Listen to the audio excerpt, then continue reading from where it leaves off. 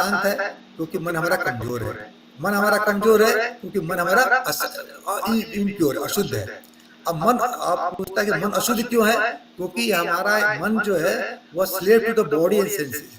हम सिर्फ sense organs है और बॉडी है, ये टेस्ट के ऊपर और चीज के ऊपर जा करके उसका दास बना हुआ। बॉडी कॉन्शियस और सेंस कॉन्शियस है, उसका दास बना हुआ, इसके आगे नहीं देख पा रहा वो, इसलिए आपका मन इम्प्योर रहता है। ठीक है, तो हमारे सारे जो जो कष्टों का कारण, मेरा हम लोग का यही कारण है कि हमारे पूरी जीवन चर्चा में बॉडी और सेंस ऑर्गन्स, सेंसुअल प्रेजर लेने के लिए और बॉडी का प्रेजर करने के लिए उससे हम ग्रसित रहते हैं, और इससे हमारा मन जो है बहुत प्रदूषित रहता है, अशुद्ध रहता है, और उससे मन कमजोर होता है। जब मन कमजोर होता है तो अब हमें क्या कि मन हमारा जो कमजोर होगा, रेस्टलेस हो जाएगा और सारी परेशानी होगी। उपाय क्या है? उपाय क्या है कि हमारे वीक माइंड को स्ट्रांग माइंड बनाया जाए, पहला उपाय। और इसके लिए वीक माइंड को स्ट्रांग बनाने के लिए जरूरी क्या है? इम्प्योर माइंड को प्योर माइंड बनाया जाए, आप अशुद्ध मन को विशुद्ध किया जाए, शुद्ध किया जाए। और इसके लिए क्या है? Select to the body senses, body और सेंसेज के जो दास बनने को जाए, इसके आगे है, आत्मा की तरफ आगे बढ़े, हम आगे की तरफ जाए। तो इसका उपाय ये देता है, संक्षिप्त बताया हमने, ये हमारी यात्रा रहती है। अब इसमें देखेंगे कि 4 एस्पेक्ट की चर्चा करेंगे हम, ये थोड़ा गंभीर विषय है, इसके आगे आप देखेंगे सारी चीजें, मोस्टली चीज आप लोग जानते होंगे। तो मन के 4 एस्पेक्ट जो है, एक तो है सेल्फ एक्सेप्टेंस, दूसरा है सेल्फ कंट्रोल, तीसरा सेल्फ रेगुलेशन और चौथा मॉडरेशन। मतलब क्या है कि आप ऐसे समझेंगे कि आत्म स्वीकृति, एक एक करके डिस्कस करना है, हिंदी बताऊंगा मैं। तो मन के मैं 4 पहलुओं की चर्चा करूंगा मैं, और यही मेरा प्रेजेंटेशन का मैं हो सकता है कि 1 या 2 पहलू पर चर्चा करें, और सिर्फ आगे चर्चा अगले सैटरडे करेंगे हम। तो मन के 4 पहलुओं की चर्चा जानना जरूरी है। उसमें पहला है सेल्फ एक्सेप्टेंस, आत्म स्वीकृति, दूसरा है सेल्फ कंट्रोल, आत्म नियंत्रण, सेल्फ रेगुलेशन, आत्म नियामक, और मॉडरेशन मतलब उसको आपको कंट्रोल करने के लिए मॉडरेट करना, धीरे धीरे कंट्रोल करने की बात होती है। इसमें से हम पहली चर्चा करेंगे सेल्फ एक्सेप्टेंस की, आत्म स्वीकृति क्या होती है और कैसे मन काम करता है, और सेल्फ कंट्रोल। तो आज मैं इन 2 विषयों पर चर्चा करके और फिर खत्म कर दूंगा मैं। अब देखिए सेल्फ एक्सेप्टेंस क्या होता है, आत्म स्वीकृति क्या रहती है, बहुत इंपॉर्टेंट है। यदि हम मन को कंट्रोल करना चाहते हैं और मन को मजबूत बनाना चाहते हैं, तो पहला सबसे इंपॉर्टेंट कदम है आत्म स्वीकृति का।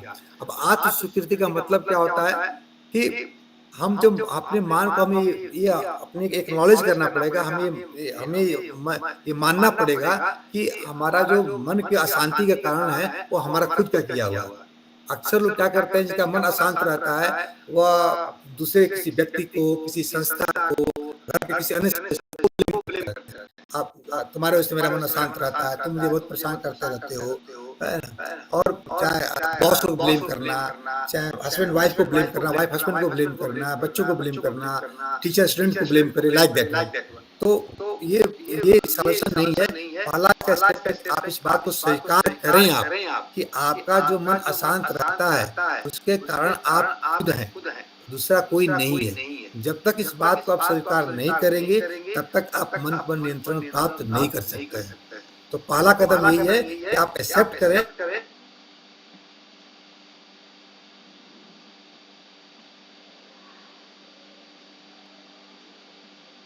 वही मेरा ही किया धरा है और किसी और का किया धरा नहीं है।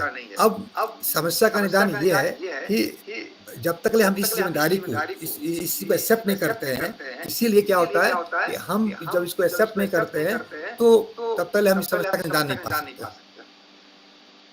जिससे और अक्सर हम यही गलती करते हैं, पूरी जिंदगी भर हम अपनी समस्याओं को, मानसिक समस्याओं को दूसरे पर दोषारोपित करते रहते हैं, और जब दूसरे दोषारोपित करते रहते हैं तो दूसरे को कंट्रोल करने की कोशिश करते रहते हैं, और दूसरे को जब कंट्रोल करने की कोशिश करते रहते हैं वो कंट्रोल होता नहीं है, और जब वो कंट्रोल नहीं कर होता है तो मन बहुत दुखी हो जाता है, मन बहुत विचलित हो जाता है, तो मन आपको और कमजोर हो जाता है। पहले से कमजोर था, उसके बाद और अपने अब दूसरे पर आप कारण बाहर तरफ देख रहे हैं, जब बाहर की तरफ कारण देख रहे हैं, उसको कंट्रोल करने की कोशिश कर रहे हैं, उसका बिहेवियर आपके मन के हिसाब से हो, उसका बिहेवियर आपके मन के हिसाब से नहीं हो रहा है, और विचलित हो जा रहे हैं। तो ये सर्किल बना रहता है, जिसका सर्किल उसी से आदमी आगे बढ़ता रहता है और समस्या और गंभीर बनती जाती है।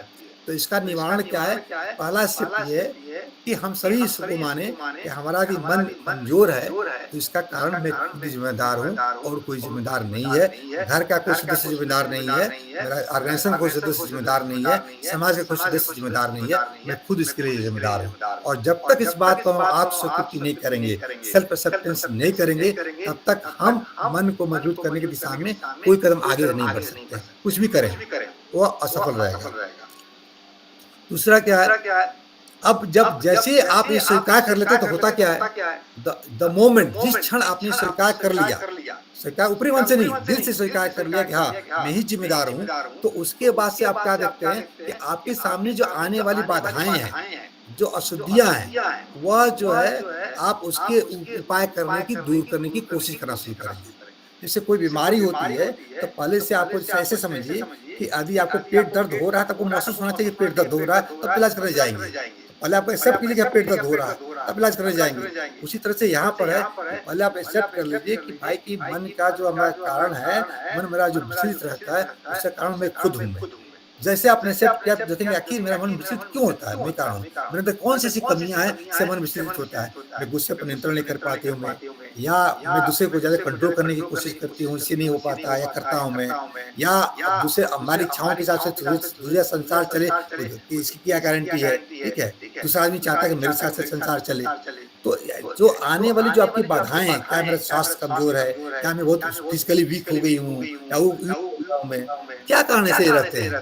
तो जैसे आप स्वीकृति करते हैं, तो आप आने वाले जो आपकी जो बाधाएं हैं और जो आप रहता है, उसको आप एक्नॉलेज करना शुरू करते हैं। और जैसे आप एक्नॉलेज करना शुरू करते हैं, उसको आप दूर करने का उपाय करना शुरू कर देते हैं। जैसे कि मान लीजिए कि आपको लगा कि मैं शारीरिक रूप से बहुत कमजोर हो गई हूँ, हीमोग्लोबिन बहुत कमजोर हो गया है, या मैं अपने पर बहुत गुस्सा इरिटेशन हो रहा है, तो आप अपने शारीरिक स्वास्थ्य की तरफ आप ध्यान देना शुरू कर देंगे। आप जब आपको एक्सेप्ट रहेगा तब ईज रहता है। और सबसे बड़ी जरूरी है कि जो भी हमारी सीमाएं हैं, जो भी हमारी कमियां हैं, उसको हमारी पॉजिटिव एटीट्यूड के साथ स्वीकार करेंगे हम, तो ये हमारे आत्म नियंत्रण के लिए एक बहुत बड़ा मोटिव फोर्स हो जाएगा। आत्म नियंत्रण का पहला कदम यही है कि अपने आप को हम स्वीकार करें कि जो कुछ भी हम हैं, उसको निगेटिव या पॉजिटिव वो हमारी देन है, और हमारे कमियों पर विश्लेषण करें, इंट्रोस्पेक्शन करें, और अपना अवलोकन करें और उसको दूर करने की कोशिश करें। आपके सामने एक मैं स्क्रीन पर फोटो देखा रहा हूँ, मैं एक बहुत बड़े साइंटिस्ट भी थे, फिलोसोफर भी थे, और इनका नाम था बेंजामिन फ्रैंकलिन। तो इन्होंने एक बात, बहुत अच्छी बात कही थी, those things that hurt instruct. जिंदगी में जो चीजें हमें चोट पहुंचाती है, हर किसी चोट पहुंचाती है, वो हमें कुछ न कुछ शिक्षा देकर जाती है। यदि हमारा माइंड पॉजिटिव है, तो किसी के व्यक्ति के व्यवहार ने, किसी की कोई घटना ने, ठीक है, जो कुछ भी आपको चोट पहुंचाई है, तो आपको कोई न कोई चीज आपको ज्ञान देकर गई है। यदि आपका माइंड पॉजिटिव है तो ये पहला स्टेप होता है मन को नियंत्रण करने के लिए कि हम आप स्वीकृति करें कि हमारा मन विचलित है, और इस विचलन का कारण, मन चंचल का कारण मैं स्वयं जिम्मेदार हूँ मैं, और अपनी कमियों को निवारण करें और अवलोकन करने के बाद से, और उसके बाद से कमियों को दूर करें। और जिंदगी में जो भी घटनाएं घट रही हैं, वो हमारे फायदे के लिए घट रही हैं, जो एक्सटर्नल घटनाएं घट रही हैं, बाह्य घटनाएं घट रही हैं, और कुछ न कुछ हमें सीख देकर जाती है। इसीलिए कहते हैं कि अनुभव ही, एक्सपीरियंस जो है सही में ज्ञान देता है। इसके कहते हैं दूसरा चीज आता है सेल्फ कंट्रोल, आत्मनियंत्रण। तो जब आपने आत्म स्वीकृति कर लिया, तो दूसरा कदम आत्मनियंत्रण की तरफ बढ़ाएंगे। अपने ऊपर नियंत्रण कैसे करें? कमजोरी तो मालूम हो गई, अब कमजोरी को दूर करेंगे हम।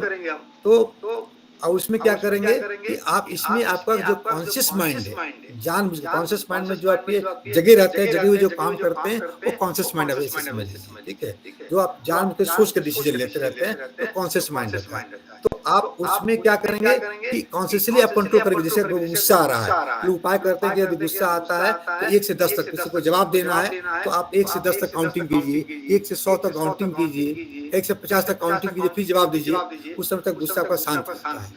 तो जैसे गुस्सा आपको आए किसी के ऊपर, तो मन में काउंट करना शुरू कर दीजिए। उससे अच्छा उपाय क्या है? एक बार गायत्री मंत्र पढ़ लीजिए, 2 बार गायत्री मंत्र पढ़ लीजिए, तो उसे मंत्र भी पढ़ लेंगे और गुस्सा भी शांत हो जाएगा। तो एक एक ये आपको माइंड से करना पड़ेगा। गुस्सा मुझे आ रहा है, अब सामने वाले को जवाब नहीं देना है, चलिए एक बार गायत्री मंत्र मन में पढ़ लेते हैं। एक बार 2 बार गायत्री मंत्र पढ़ लिया चुपचाप, तो आपका मंत्रोच्चार भी हो गया, मन भी शांत हो गया। तो ये आपको कॉन्शियसली करना पड़ेगा, ऑटोमेटिकली नहीं होगा। आपको जा जान के करना पड़ेगा। अब इसके लिए क्या है, अब माइंड को कंट्रोल करने के हमारे ऋषि मुनियों ने 4 रास्ते बताए हैं, ठीक है? चारों रास्ते की मैं संक्षिप्त में चर्चा करूँगा मैं। और उसमें क्या एक ज्ञान योग है, ठीक है? पाथ ऑफ नॉलेज, ज्ञान के माध्यम से हम आत्मा का परमात्मा से मिलन होता है। तो आप अपने मन को जब कंट्रोल करेंगे तभी तो मिलन होगा। तो सेल्फ कंट्रोल का एक रास्ता है ज्ञान योग, ठीक है? दूसरा रहता है भक्ति योग, ठीक है? और ये मन आपका पवित्र होता है इसमें। तीसरा आता है कर्म योग। अब कर्म योग में क्या होता है कि आपका अहंकार गलता है। कर्म को आप भगवान को समर्पित करके करते हैं तो आपका अहंकार गलता है, ठीक है? और चौथा आपका राजयोग है, जो पाथ ऑफ मेडिटेशन, जिसमें कि आप ध्यान ध्यान करते रहते हैं। इन चारों चीजों को मैंने एक ग्राफ के इसके माध्यम से दिखाया है। यहाँ पे देखिए, इस पिक्चर के माध्यम से दिखाया है। आप देखिएगा ये आत्मनियंत्रण है और इसमें भक्ति जो है, इससे प्यूरिफिकेशन होता है, मन आपका प्योर होता है। क्यों प्योर होता है? आप अपने मन की सारी चीजों को भगवान के प्रति समर्पित कर देते हैं। आप समर्पित करते हैं तो मन पवित्र करने का सबसे अच्छा उपाय भक्ति योग की तरफ है।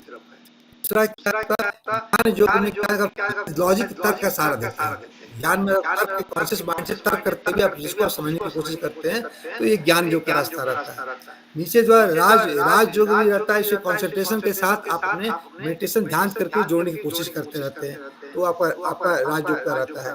और कर्म योग में क्या होता है कि जब निष्काम कर्म करते हैं तो आपका अहंकार गलता है, सेल्फलेस वर्क करता है। तो मैं करने नहीं कर रहा हूँ, मैं आप काम भगवान का निमित्त मान के कर रहे हैं, दूसरे की जैसे सेवा करते हैं। कर्म योग का मतलब क्या है? यदि किसी का आप काम करते हैं तो आप दूसरे को हेल्प करते हैं तो आप अहंकार, आपको आनंद मिलता है, आपका अहंकार गलता है। तो अहंकार गलाने का उपाय कर्म योगा, ठीक है? मन को प्रयोग करने का एक उपाय है भक्ति योगा। तो मनुष्य कोई एक योगा नहीं करता है, इस चारों योगा से कुछ न कुछ सारों इच्छा चलता रहता है। अब किसी के व्यक्तित्व में ज्ञान योग ज्यादा डोमिनेट करता है, किसी में भक्ति योग ज्यादा डोमिनेट करता है, और कर्म योग किसी में ज्यादा डोमिनेट करता है, किसी में राज योग डोमिनेट करता रहता है। तो सामान्य तो हम लोग चारों योग एक साथ करते रहते हैं, कुछ मात्रा कम होती है, कोई ज्यादा रहती है। तो ये सारे आपके आत्मनियंत्रण के सारे उपाय हैं। अब इन उपायों को कैसे आगे करेंगे, इसकी चर्चा में आगे चर्चा करूंगा मैं, क्योंकि आज थोड़ा और लोगों के विचार आमंत्रित करूंगा मैं। तो अभी मैं केवल मन के जो 4 पहलू थे, उसमें 2 पहलुओं की चर्चा किया मैंने। सेल्फ एक्सेप्टेंस, मतलब आत्म जो है आत्म स्वीकृति, और दूसरा है आत्मनियंत्रण। इसकी केवल एक चर्चा किया मैंने। डिस्कशन इसकी पर चर्चा हम आगे और करेंगे, अगले सैटरडे करेंगे। तो इसके साथ में अपनी बात को समाप्त करता हूं मैं, और आप सभी के विचार आमंत्रित करता हूं मैं।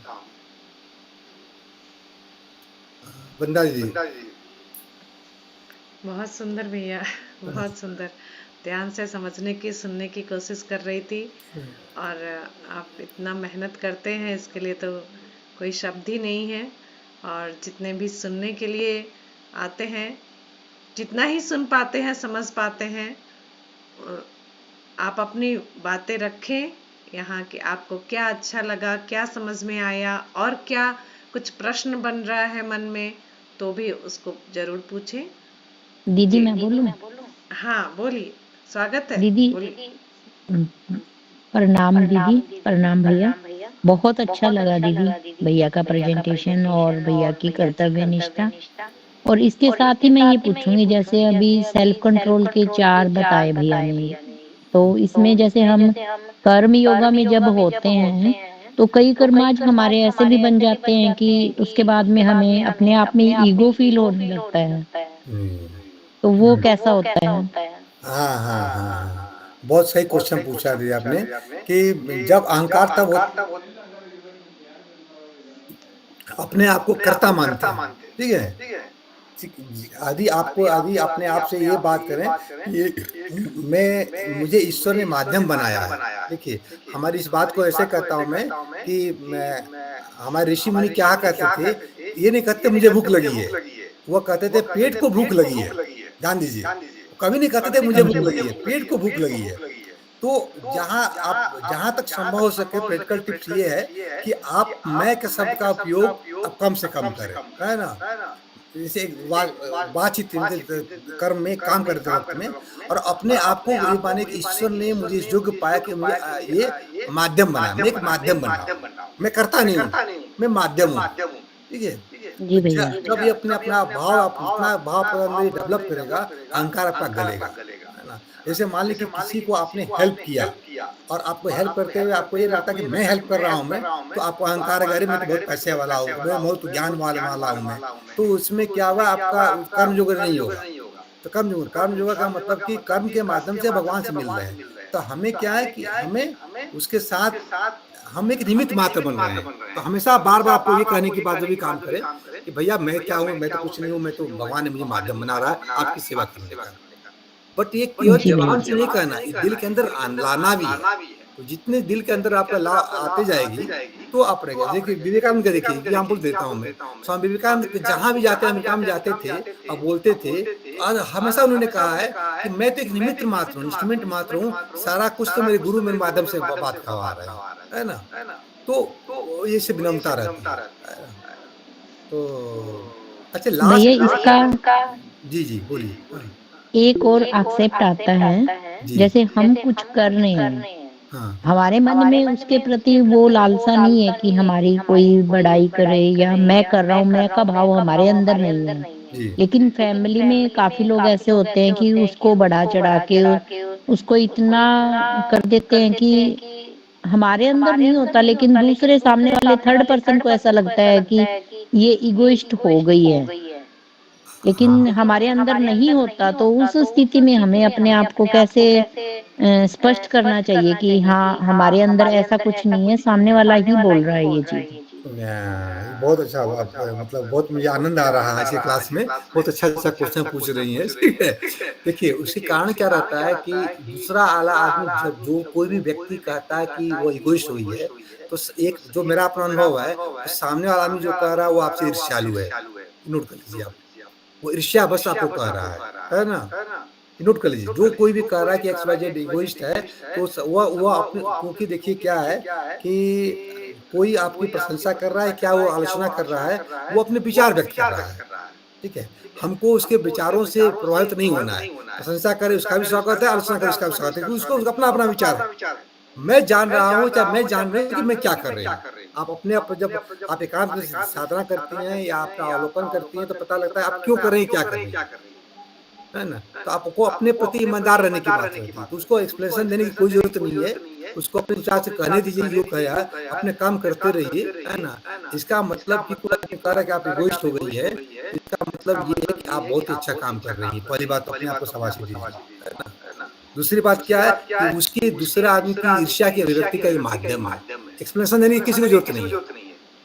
मैं अपना व्यक्तिगत लाइफ से ये कहूँगा कि मनुष्य को अपने प्रति ईमानदार होने की ज़रूरत है, भगवान के प्रति ईमानदार होने की ज़रूरत है। और किसी के प्रति ईमानदार आप मत होइए।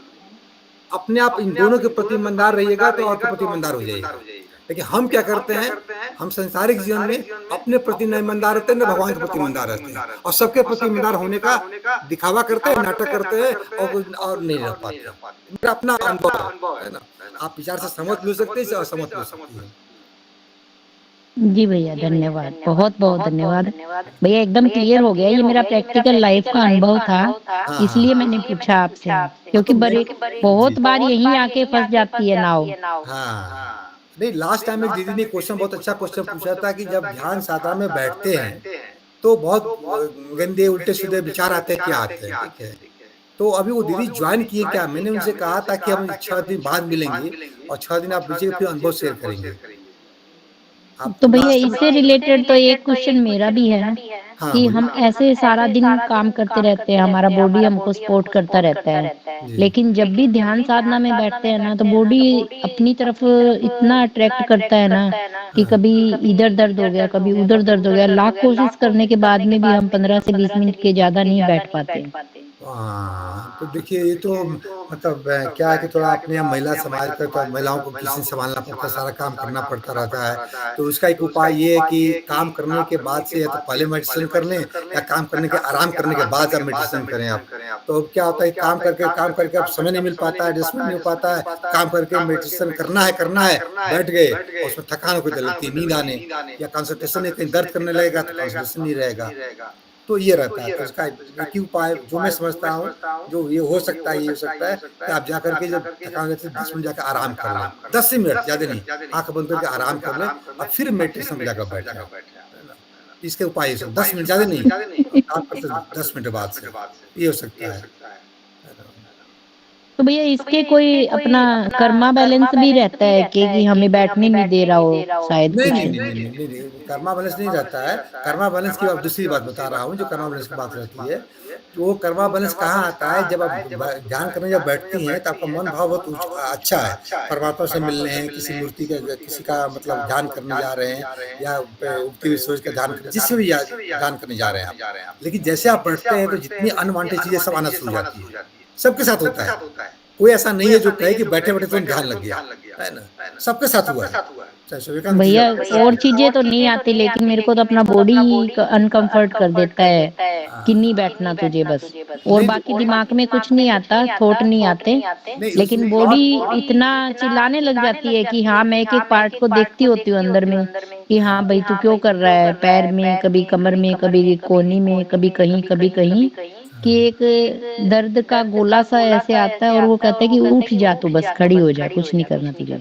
हाँ, तो आप देखिए इसका इसका जो मैं जो व्याख्या करता हूँ मैं, आप घरेलू काम करने के बाद से, बहुत एक्टिव होने के बाद से बैठती जाती होंगी, तो आप चूँकि विचार क्यों नहीं आते हैं आपके अंदर, क्योंकि शरीर अलग पीड़ा से करा रहा है। तो विचार तो पहुँचे ही नहीं आप, शरीर खींच रहा है। जैसे मान लीजिए कि अभी आप लेक्चर सुनने की बात है, किसी का पेट दर्द करेगा, किसी का सिर दर्द करेगा, तो लेक्चर नहीं कर पाएगा वो, है ना? ये बात मान लीजिए, तो लेक्चर नहीं कर पाएगा। तो अब जैसे आपको बॉडी से आराम मिलेगा, तब विचार पाइएगा। और जब विचार पाइएगा तब उल्टे-सीधे विचार आएँगे और बॉडी आपको खींच ले रहा है, तो विचार को तो दूसरे से जा नहीं पा रही है ना? जैसे मान लीजिए कि अब बहुत थकान हो गई है, बहुत दर्द कर रहा है, इधर दर्द कर रहा है, तो कहाँ से ध्यान लगेगा? तो ये है। तो लास्ट टाइम में किसी ने हरियाणा, पंजाब से कोई जॉइन किया था उन्होंने, तो उससे पूछा तो वो नेता इस बार नहीं आई है वो, है ना? हाँ, दीदी को का जवाब मैं एक दो लाइन में दूं भैया? हाँ, दीजिए। प्रणाम भैया। हाँ, हाँ, हमें ये क्यों, जब शरीर हमारा अलाउ नहीं कर रहा है तो हम ये दिमाग में क्यों बैठाए हुए हैं कि हम बैठ के ही और भगवान के मूर्ति के ही पास ध्यान करना है हमें। इस दिमाग को निकाल के यदि हम रसोई में भी हैं तो हमारा ध्यान क्यों नहीं भगवान में है?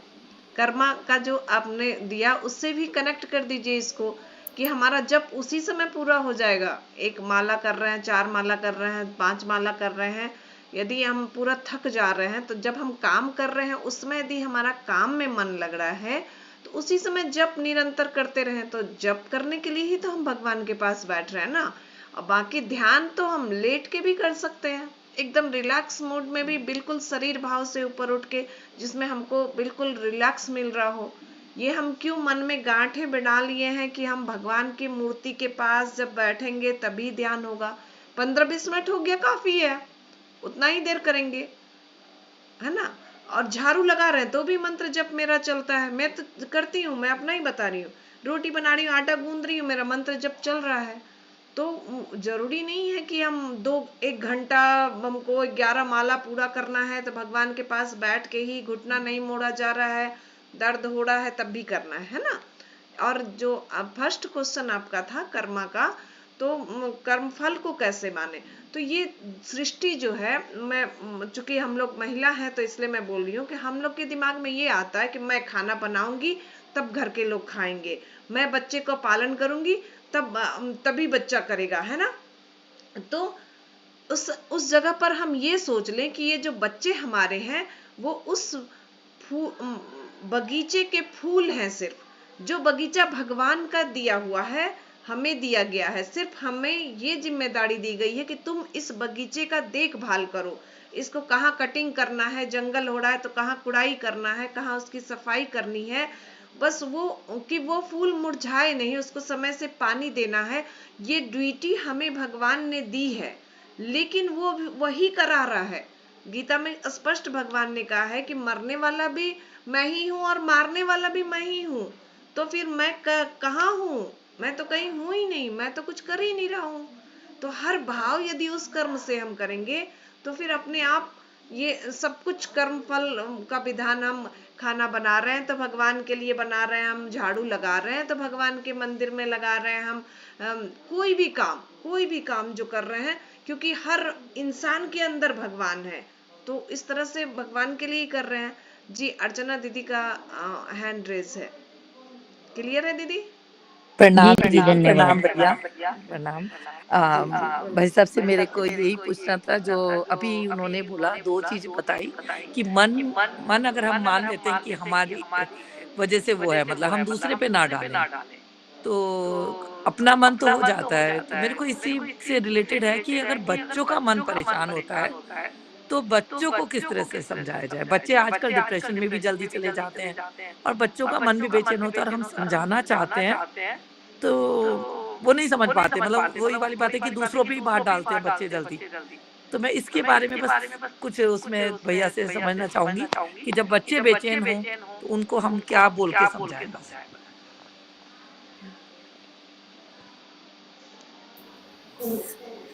पहली बात तो अच्छी बात है कि आप जानते हैं कि बच्चे बेचैन हैं, आप जान गई। तो पहला प्रारंभ तो इस साल हो गया कि आप जान गए कि बच्चे बेचैन हैं। अब ये बच्चों को मालूम है कि नहीं मालूम है कि वो बेचैन नहीं बेचैन है, दूसरा क्वेश्चन ये उठता है। मान पेरेंट्स को लगा कि बच्चा बेचैन है, लेकिन हो सकता है कि बच्चे को मालूम नहीं कि वो बेचैन है, होता है कि मैं बहुत अच्छी तरह से हूँ मैं। तो ये बच्चे को जानना जरूरी है कि वो उसके बेचैनी के कारण क्या वाली बात रहेगी। जब तक हम कारण नहीं समझेंगे, तो जैसे आपको एग्जाम्पल बताइए तो मैं बता सकता हूँ, अपना एक अनुभव शेयर बताइए, कैसे आप अपने घर के बच्चे के एग्जाम्पल लेकर बताइए तो मैं उसको एक्सप्लेन कर पाऊंगा मैं। हाँ जी, हाँ जी। भाई साहब जैसे देखो आजकल ना भौतिक युग है, जो है उससे भी बच्चों को बहुत चाहिए। कहते हैं ना धीरे-धीरे, हम तो कहते हैं तुम लोगों को आदत हो गया है धीरे-धीरे, लेकिन बच्चे आजकल हर चीज़ सब कुछ चाहिए, सब कुछ होते हुए भी परेशान हैं।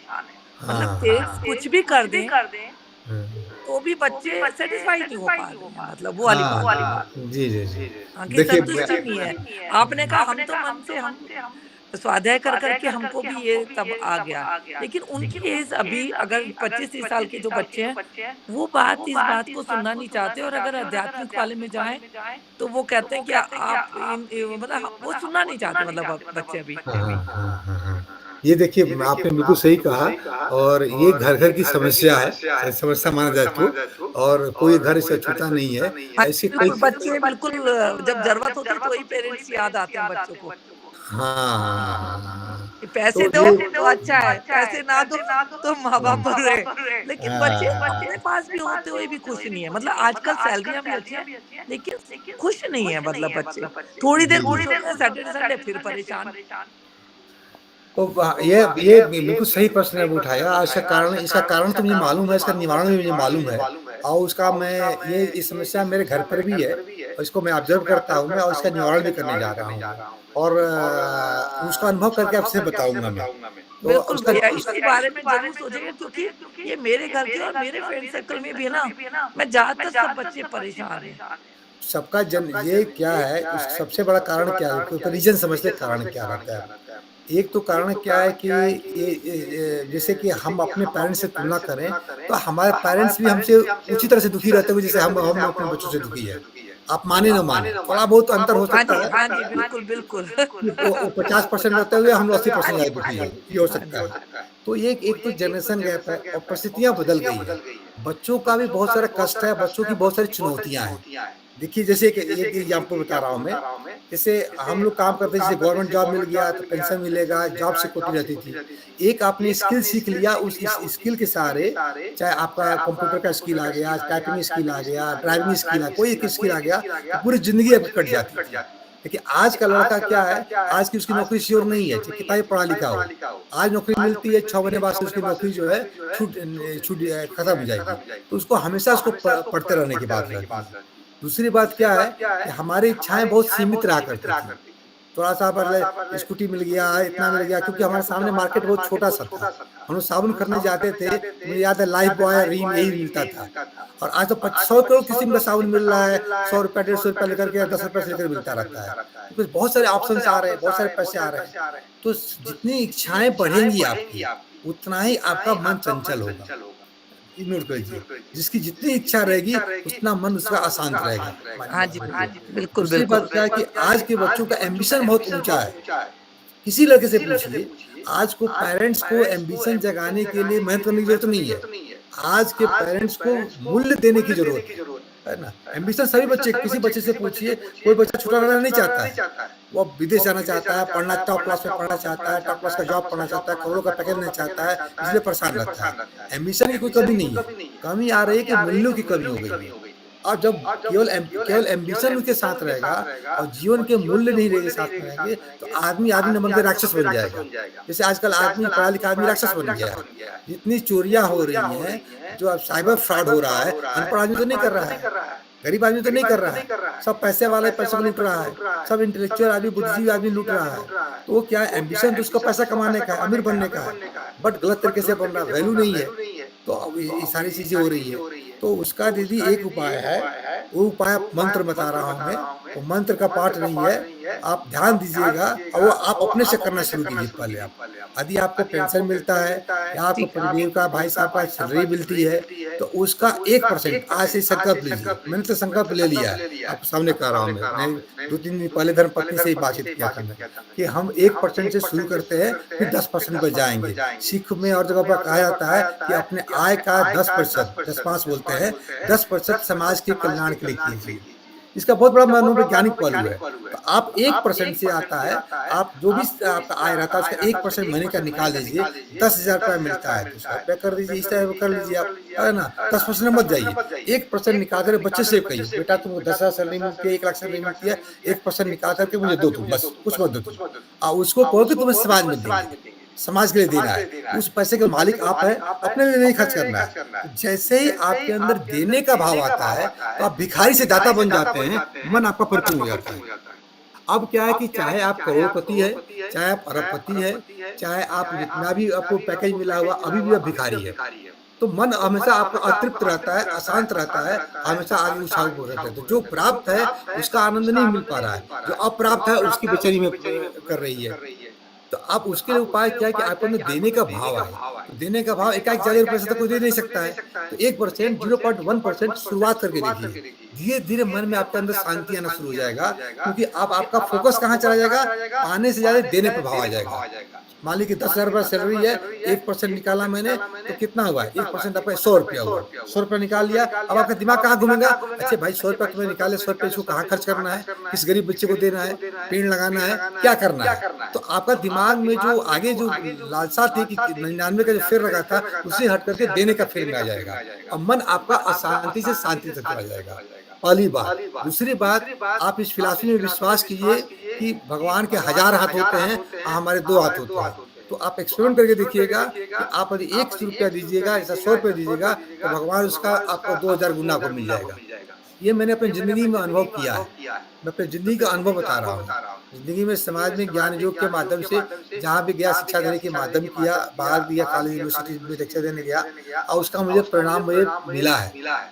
अब मैं उसको पैसे के रूप में दे रहा हूँ और अगले साल से मेरा संकल्प रही है 1-1% निकाल करके कंबाइन करके अब कुछ कलेक्टिव काम करेंगे। आप उसके पैसे का मालिक आप बनेंगे, आपको समाज में देने का भाव आएगा और समाज में परिवर्तन की लहर आएगी। लेकिन इसमें आप देखिए, किसी को भोग और भंडारा करने की ज्यादा जरूरत नहीं है। मैं स्पष्ट बता रहा हूँ, भोग भंडारा हम लोग करते आए हैं, है ना? इससे अलग हट करके गरीब बच्चों को जाकर किताब पुस्तक दे दीजिए या किसी को और खिला दीजिए। बहुत कुछ और एक और उपाय बताता हूँ, आप कर सकते हैं। तो हॉस्पिटल में मैं गया हूँ, बहुत सारे लोग की हालत खराब रहती है, कोई पूछने वाला नहीं रहता है। यदि 100-50 रुपए का जा करके कोई बेचारा बेतहासा है, कुछ ये है, पानी के बोतलें बांट दे हम या चाय फ्री में बंटवा दे हम। एक हॉस्पिटल में गया था मैं, मेरे अंदर से इस तरह से विचार है कि पैसा लेकर एक बार जाए आदमी, अब बहुत सारा, कोई पूछने वाला नहीं है, कोई नहीं है। उस बेचारे आदमी को यदि आप अपने पैसे से खर्च कर देंगे, इतना आपको आनंद मिलेगा, इतना मन आनंदित रहेगा कि उसका पैसे से मतलब आपको कल्पना नहीं कर सकती है। तो आप एक एक्सपेरिमेंट करना कीजिए कि भैया तुम बेटा, तुम जितना भी कमाते हो कमाओ, तुम बस 1% मुझे दे दो, मेरे लिए मत देना, तुम तुम्हारे लिए कर रहे हो। उससे 1% ले लीजिए आप, और उस 1% जो निकाल करके घर में 3 लोग 4 लोग कमा रहे हैं, उसको कहीं देने का प्लान कीजिए, सही जगह दीजिए। अब जैसे मैंने संकल्प लिया, देखिए अभी मैं जो कहता हूँ वो करता हूँ, जो करता हूँ करता हूँ। अब मेरे भतीजी के तिलक में जा रहा हूँ, एक नई परंपरा कायम करने जा रहा हूँ। इससे बहुत आलोचना रहेगी। लोग, मेरे दोस्त कहते हैं जो एयरफोर्स में है, कह रहे पागल हो जाएगा, तुम्हें मार कर भगा देंगे। तो मैं कहता हूँ कि ऐसा कुछ नहीं होगा। अब तिलक में मैं जा रहा हूँ, गया जा रहा हूँ मैं, और वहाँ पर 5 पेड़ दूँगा मैं। अब देखिए इसका विज्ञान समझ लीजिए, 5 फलदार वृक्ष वहाँ दूँगा मैं, कि वो पेड़ लगेगा, ऑक्सीजन तो मिलेगा ही मिलेगा ही। वो जो संसारी रूप से लगेगा, वो फलदार वृक्ष जो फल आएगा, 500, 1000, 2000, 5000 रुपया आदि किसी को देते हैं आप, तो है ना, नवा के देते रहते हैं। और वो पेड़ जो रहेगा, समाज को एक शिक्षा भी मिलेगा, और हर साल फल देगा, और हर साल वो 5-5 हजार रुपया उसको फल के रूप में मिलता रहेगा, और 20-25 साल लगता रहेगा। तो ये काम मैं करने जा रहा हूँ मैं, और इसलिए मन से कह रहा हूँ कि आपको जहाँ भी मौका मिले ये कीजिए आप, है ना। और मैं ठीक, करके भगवान बिल्कुल बिल्कुल भैया, ये करते हैं, मैं करती भी हूँ, लेकिन जैसे आपने बोला तो मेरे को लग रहा है क्या बच्चे के हाथ से कराएं तो वो वैसे तो बहुत देता है, लेकिन हाँ पर्टिकुलर अगर आप जैसे करो कि हाँ भाई इसमें से ये परसेंटेज, वैसे जहाँ जरूरत होती है तो बहुत अच्छा है करने में, लेकिन इस भाव से कि हाँ भाई ये है और इसको निकालना है, हाँ जैसे आप कह रहे हो सही बात है, भंडारा है कहीं कुछ और है उसमें भेज दिया कर दिया वो अलग बात है, पर आप कह रहे हो तो मुझे लग रहा है कि मैं खुद करती हूँ पर बच्चे से करा के देखती हूँ, उसका शायद हाँ मन शांत ये हो, सभी वैसे कर, उसमें देखिए दीदी सभी भक्ति करते भाव है हैं। उसमें। सभी करते हैं, लेकिन क्या है कि नियमित रूप से प्लानिंग साथ नहीं करते हैं। कोई फंक्शन है, कुछ ऐसा है, 5,000 10,000 का दान कर दिए, कुछ ही दान कर दिए, लेकिन एक जैसे आप नियमित रूप से ध्यान करती हैं, नियमित रूप से पूजा करती हैं, नियमित से खाना बनाती है, उसे रोटी बना लीजिए। इतना सैलरी आया, जैसे आपको एग्जाम्पल देता हूँ मैं, हमारे गाँव का मैं हूँ, गाँव के माताएं बहनें क्या करती थी, जैसे रोटी बनता था, मुझे अभी याद है, तो 1 या 2 रोटी निकाल करके गाय के लिए, कौवा के लिए निकाल कर रख देती थी पहले, खाना बनते हुए मुझे याद है। और जब खाना क्या होता था, लास्ट में 1 रोटी बचा रहना चाहिए सब लोग खाने के बाद से भी, मैंने बर्तन खाली नहीं रहता है। तो आपके अंदर जब देने का भाव जब रहेगा, आप ऐसे करती है, जैसे सैलरी आए उसमें से भाई 1% निकाल करके समाज के लिए मुझे देना है, तो इससे आपको सबसे बड़ा मानसिक आपका जो है ना वो परिवर्तन आएगा, सोच में बहुत बड़ा परिवर्तन आएगा, और वो आपको बहुत शांति और आनंद देगा।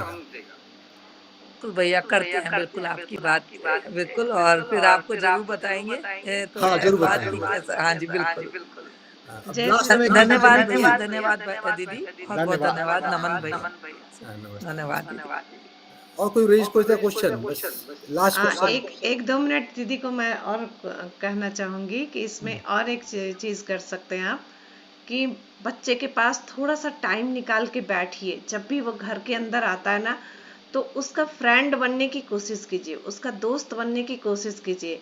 आज क्या क्या किया कॉलेज में, आज ड्यूटी में क्या हुआ, है ना। यदि बार बार इससे वो इरिटेट होता है तो कोई बात नहीं बेटा, ठीक है, तुम नहीं बोलना चाह रहा तो भी कोई बात नहीं, उसके मस्तक पे हाथ कभी फेरिए, कभी प्रेम से, मतलब एक फ्रेंड की तरह, और उसका जो भोजन बनाइए या उसके लिए जो परोसिए, तो जरूर गुरुदेव का ध्यान करके कि इसका मन शांत हो इस भोजन को करके। चूंकि बच्चे आजकल बाहर जाते हैं तो बाहर का भी भोजन करते हैं, है ना, तो उससे और उसके मन, अन्न खाए सभी जानते हैं वैसा मन बन जाता है, तो उसमें भी हम अपना बीज डालें थोड़ा, है ना, कि ये इसका मन, उसके लिए थोड़ा प्रे कर लें, उसके नाम का ध्यान करके कि इसका मन शांत हो, मस्तिष्क शांत हो, है ना, तो इससे भी फायदा होता है। ठीक है, धन्यवाद सभी को, प्रणाम। मिथिलेश भैया ने अपनी बात रखी, उसके लिए कोटि कोटि धन्यवाद। आप लोग सब जुड़े, इतना कीमती समय दिए, इसके लिए बहुत बहुत धन्यवाद। समय हो गया है तो हम लोग अब इसको बताएं भैया, और किन्हीं का कोई प्रश्न है, नहीं तो शांति पाठ की तरफ बढ़ें। नए सदस्य जो पहली बार आए हैं उनको बता दें, शनिवार को ये हम लोग हर बार कोशिश करते हैं शनिवार के शनिवार ये हो, भैया के माध्यम से, या यदि भैया को समय नहीं होता तो किरण चावला दीदी से, या और भी बहुत सारे लोग हैं, किन्हीं के माध्यम से ये ज्ञान की वर्षा होती रहे, हम लोग सब जुड़े रहें एक दूसरे के साथ, सबके समस्या का समाधान होता रहे, जीवन में सभी सुखी रहें, संपन्न रहें, यही भाव रहता है। तो सभी जो भी अभी जुड़े कुछ लोग, उनका भी स्वागत, धन्यवाद। 7 बजे से ये शुरू हो जाता है, तो आप लोग कुछ कहना चाहते हैं तो बोलें अनम्यूट होके, नहीं तो समय हो गया है, शांति पाठ की तरफ चलेंगे जी।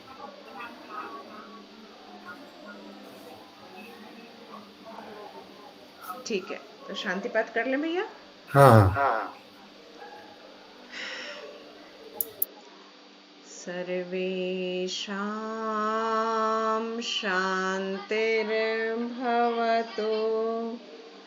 सर्वेषां मङ्गलं भवतु लोकः समस्ताः सुखिनो भवन्तु ॐ शान्ति शान्ति शान्तिः सर्वारिष्टः सुशान्तिर्भवतु।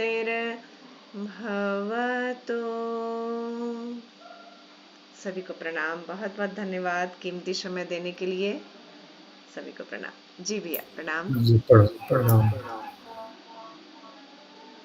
प्रणाम दीदी, प्रणाम भैया, सभी को प्रणाम।